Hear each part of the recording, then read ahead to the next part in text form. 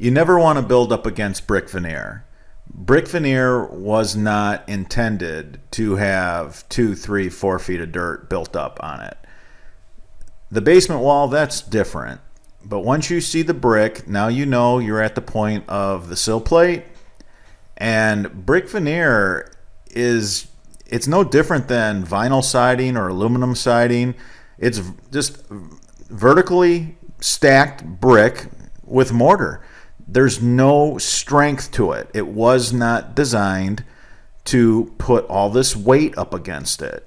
And then once that soil loads with water, hydrostatic pressures put more force against it. So this is a walkout basement layout, and due to the lot being too low and having water problems, years ago, 20 years ago, dirt was piled up and beautiful landscape was put in to make it all look part of the plan. The problem was this was a liability, and it could end up in a really big insurance claim when the brick veneer caves in and the back of the house collapses. So I'm a part of a lot of those insurance claims. They usually reach out to us because not only do they need a bunch of other trades to reassemble all the damage done to the house, but they want somebody to come in there that knows how to do it right so it doesn't happen again. So we're removing all this dirt. We're removing all the weight up against the brick veneer. And we are going to retain all that dirt. We still want to keep the elevation.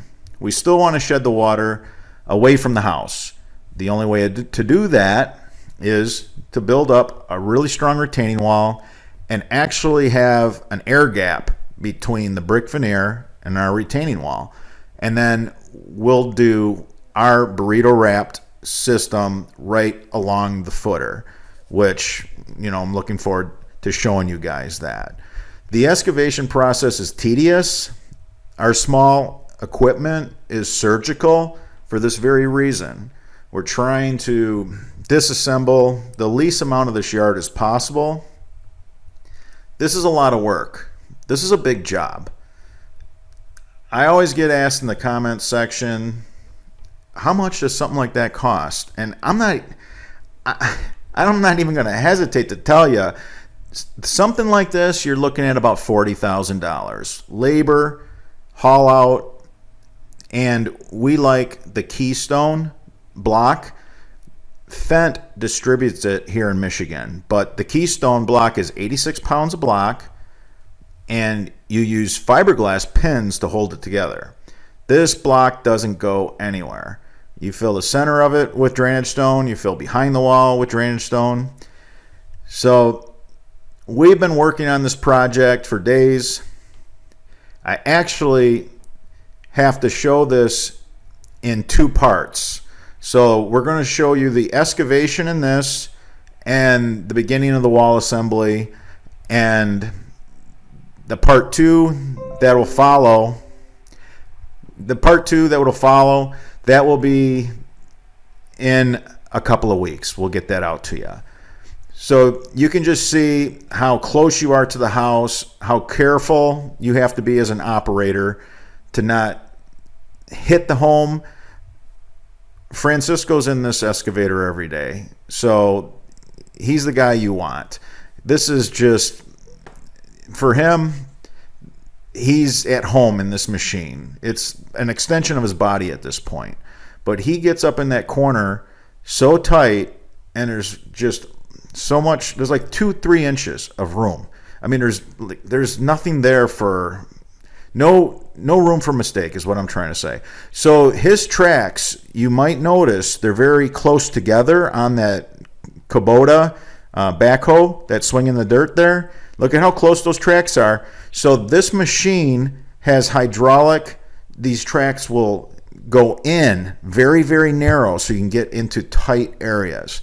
So we have 2 mini ditch witches running the fill out of here. We pulled probably about 60 yards of dirt out of here. This was one of the bigger jobs, and you can just see how high up on the house it had to be to take care of the water problem. This home was built in a rural area. It wasn't built in a subdivision. And the lot was lower than what the homeowner had, first thought. So in a perfect world, the house would have been a few feet higher in build. And honestly, in truth, everything would have been fine if the walkout if there was no walkout here and it was just basement wall and then backfilled, everything would have been fine. I see too many homes with walkouts that are forced walkouts. The lots really don't lend themselves to a walkout, but people want that walkout so bad that they force it. With it comes a lot of problems, one of them being drainage issues. And then you're usually throwing all kinds of money at that to get it right. So here the guys are. I mean, the days are long. And again, you can't, like Francisco, he's got to focus. He's got to stay focused. You're working right near the house.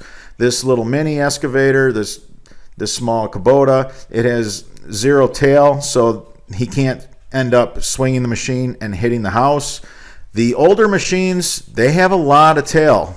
It's hanging over, and you got to be careful. So if you rent a machine and you're not familiar with it, if you're going to rent a machine, I highly advise you call around and ask for one that has what we consider a zero tail, where it pretty much goes only as far as the tracks when the tracks are out. He does have the tracks in, and honestly, if he wanted, he could spread these tracks out a little bit for a better stance where he's at now, but I understand he's just moving back and forth, taking it down in tiers. This is the first part. We had to pull boulder walls apart. We had to disassemble a paver patio. And after this is all done, the pavers weren't going to go back. So we hauled all that away. So it's a really big job. It's a really big job. And we like these jobs. We don't mind them, but it's a lot of work. If you're going to fix footer tile around the house, it's going to be a big job. I recommend fixing footer tile on the outside of the house opposed to breaking up the floor. I'm not a fan of that. I'm not a fan of breaking up my basement floor and putting in some sort of system because I've never seen one that I liked. You have the water actually running into the interior of the basement and you're collecting it that way. So it's always musty smelling. It never works out. I've never seen a job that, like I said, I wouldn't do it to my house, period. So I would take care of it externally no matter what. And that's that. So here's those 86-pound blocks. You can see the fiberglass pins. This is some serious stuff.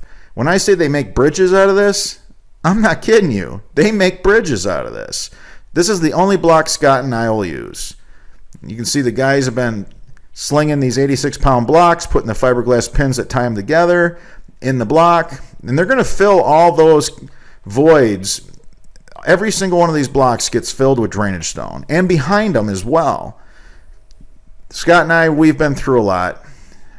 We want to make sure that we never have to get a call saying this wall is leaning, that the forces that were put on this wall were causing it to fail. I've never, ever had a call back using the Keystone. This is their straight compact, and I just love it. So we'll catch you on the part 2.